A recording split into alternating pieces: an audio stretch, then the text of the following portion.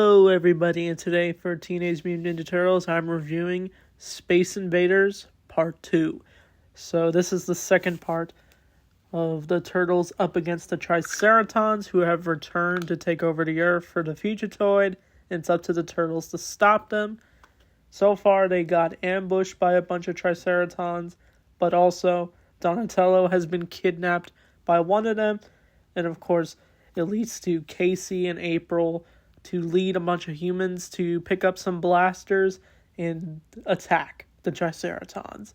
So this episode was definitely an interesting one for sure. It was not too much, I think, I want to talk about, since this will be a quick review, but I think this is definitely a solid second part, as we also see how big of a threat the Triceratons are, as they are able to defeat the Justice Force.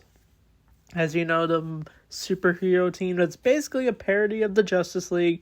They go out of their way to try to stop the Triceratons, but they end up failing, and of course they're out of options, so it really just seems like it's up to the Turtles to stop them, since they're the only ones that do know of the Triceratons. But they end up interrogating Donatello over it. They even put a breathing thing on him, those little wire things. I think you know what I'm talking about. But he refuses to tell, but he actually genuinely does not know where the Fugitoid is. As you know, he disappeared when he met the Turtles, and when they got back to Earth, he disappeared with the Ooptrons, so who knows where he could be? He could be anywhere at this point. I don't think he's in this arc like I said last week. I think he's in the Worlds Colliding arc, which is next part of the next arc of this show, for sure. But to see the Triceraton threaten Donnie and even show the government people him is even crazier, since the Turtles are so keen on not getting themselves revealed. But once we see Donnie get shown, I'm thinking, do the government people really gonna care, or they care more about the Triceratons, as the leader is intimidating them with an iron fist? But when the Turtles do encounter more Triceratons, they end up getting ambushed, and it leads on a cliffhanger, per usual, for this show. But the third part, I think, is gonna be like a conclusion to where the Triceratons flee, of course.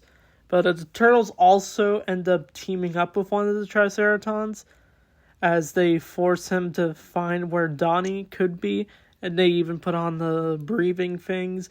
Of course, the Triceraton ends up betraying them. I thought it was the one that was good, which we saw in the Battle Nexus arc, but this is a completely different Triceraton, of course. But once they do reach the main area, that's where they do get captured.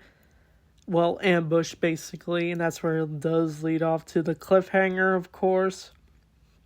But so far, this episode's just a lot of action, of course.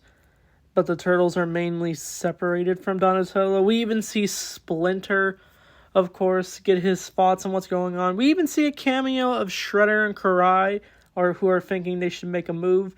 But of course, Shredder's no. Of course. This is probably the first time we see Shredder not in the Ooptron form.